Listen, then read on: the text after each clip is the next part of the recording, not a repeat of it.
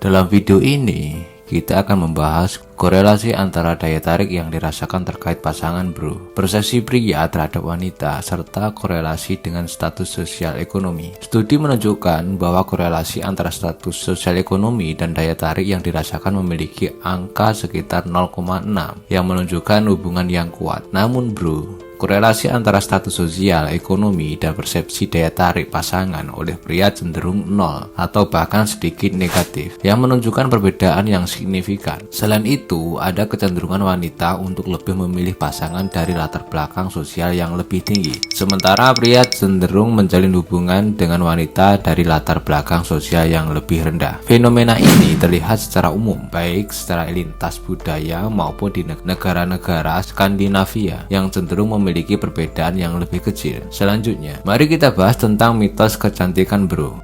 Misalnya bro, kita sering mendengar bahwa bayi cenderung menatap lebih lama pada wajah yang simetris.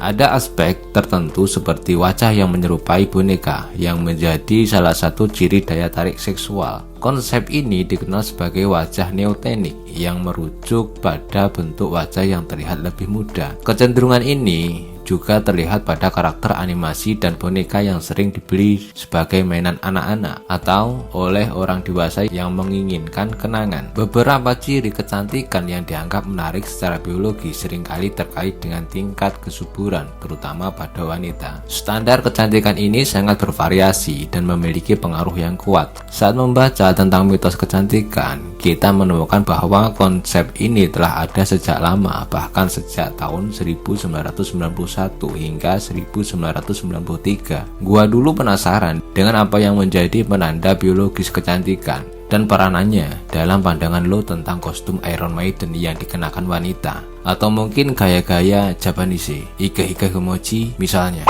Selain itu, gua juga ingin tahu apa cita-cita dan bagaimana mereka menyajikan diri secara seksual dalam budaya kita. Sebelum kita lanjut, mungkin ada yang perlu dipertanyakan. Tulis di kolom komentar ya bro. Sebenarnya 91 tahun yang lalu, tren ini pertama kali muncul di Inggris dan kemudian menyebar ke Amerika Serikat. Gua percaya bahwa pada dasarnya ada kekurangan dalam pendekatan ini dan gua akan membahasnya lebih lanjut. Pertama, gua mengakui bahwa sudah banyak dokumentasi tentang adanya penanda kesehatan dan daya tarik yang melintasi budaya. Fitur simetris, kulit merona, dan penampilan muda, semuanya adalah penanda yang secara transendental menarik perhatian. Namun ada kelemahan intelektual yang signifikan bro.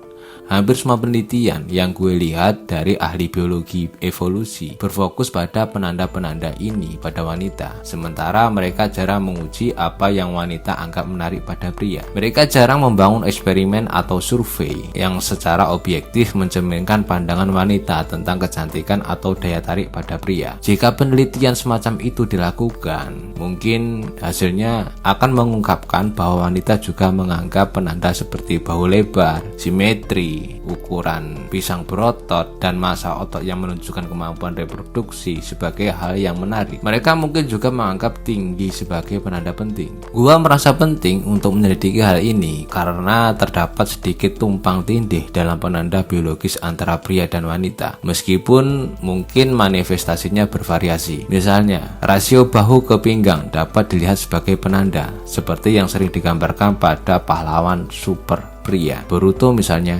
atau Mugiwara Luffy. Perbedaan yang mendasar tampaknya ada, meskipun para psikolog evolusi yang canggih tidak mengasumsikan bahwa wanita hanya mengejar kekayaan. Mereka berasumsi bahwa wanita akan menggunakan penanda kekayaan sebagai indikator kompetensi produktif. Namun, di video ini gua ingin membahas mengapa konsep ini memiliki kelemahan. Dalam studi ini ditanyakan kepada wanita apakah mereka menganggap ukuran pisang berotot sebagai penanda daya tarik seksual. Gue pikir para ilmuwan enggan untuk menjalankan studi semacam itu, terutama ilmuwan pria, karena kesimpulannya yang mungkin tidak akan populer secara keseluruhan. Dalam bidang studi biologi evolusi, umumnya disimpulkan bahwa daya tarik seksual lebih terkait dengan jenis kelamin perempuan. Untuk pria, terdapat proksi lain yang menjadi penanda daya tarik seksual, sehingga mereka tidak perlu melawan kenyataan bahwa wanita juga mengevaluasi penampilan fisik pria jika mereka heteroseksual. Namun izinkan gua menanyakan sedikit tentang hal ini. Lo menyebutkan bahwa itu nyaman bagi pria. Gua tidak pernah yakin mengenai persepsi diferensial antara kedua jenis kelamin yang nyaman bagi jenis kelamin lainnya. Seluruh arena seksual penuh dengan peluang dan tantangan bagi kedua jenis kelamin. Misalnya, wanita jauh lebih kritis dalam mengevaluasi daya tarik pria dibandingkan dengan pria yang menilai wanita. Wanita menilai sekitar 50% wanita di bawah rata-rata dalam daya tarik finansial. Sementara pria menilai sekitar 80% pria di bawah rata-rata dalam daya tarik fisik. Gue ingin menegaskan dengan jelas bahwa gue tidak menyalahkan wanita atas hal ini. Gue memahami mengapa hal ini penting bagi mereka secara biologis dan praktis untuk mencari pasangan yang kompeten atau lebih kompeten dalam hal tertentu. Ini adalah upaya mereka untuk mengatasi beban reproduksi yang dikenakan pada wanita. Dan itulah sebabnya wanita tidak setuju dengan pandangan lo. Gua pikir itu sudah usang dengan segala hormat, tetapi gua akan mendengarkan pendapat lo dengan baik. Sekarang gua ingin tahu mengapa lo menganggap hal ini sudah usang.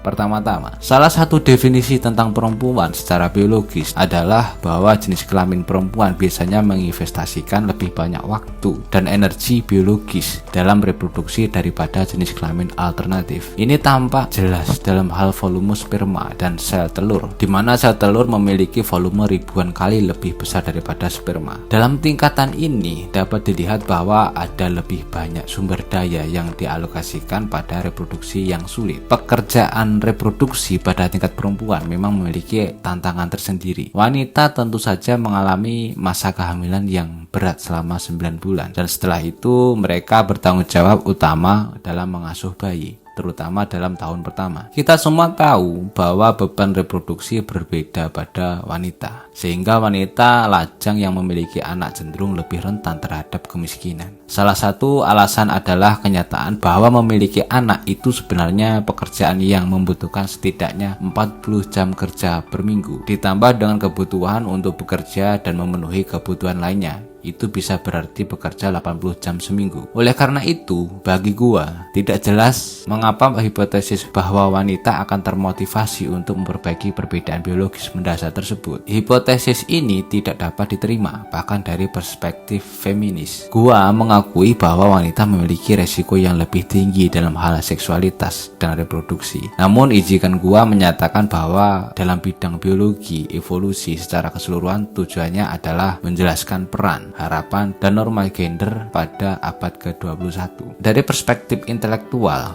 gua merasa pendekatan ini memiliki sedikit manfaat. Gua telah membaca karya-karya para ahli biologi evolusi yang sering disebut dengan benar, namun mereka selalu berbicara tentang kondisi yang tidak lagi relevan. Seiring dengan perkembangan zaman dan kesadaran kita akan pentingnya kesetaraan gender, kita perlu melihat lebih jauh daripada asumsi dan norma yang telah ada, bro. Biologi evolusi memberikan wawasan berharga tentang sejarah manusia, namun kita juga harus mengakui bahwa kita hidup dalam dunia yang terus berubah. Mari kita mengingat bahwa di balik kompleksitas perbedaan dan pandangan yang berbeda, ada kekuatan dalam menghormati dan memahami sudut pandang satu sama lain. Dalam mencari pemahaman dan kesepakatan, kita dapat menciptakan ruang untuk pertumbuhan dan perubahan yang lebih baik. Jadi mari kita terus menjaga dialog terbuka, menjelajahi ide-ide baru dan merangkul perbedaan. Kita dapat membentuk dunia yang lebih inklusif, di mana setiap individu dihargai tanpa memandang jenis kelamin, latar belakang, atau kepercayaan. Terima kasih telah menyaksikan video ini dan berpartisipasi dalam perjalanan intelektual ini. Gua berharap video yang telah disampaikan dapat mendorong pemikiran kritis dan merangsang diskusi yang bermanfaat. Sampai jumpa di video selanjutnya dan jangan lupa untuk terus menjaga rasa ingin tahu dan semangat penelusuran dalam hidup kita. Tetaplah mengejar pengetahuan dan menginspirasi orang lain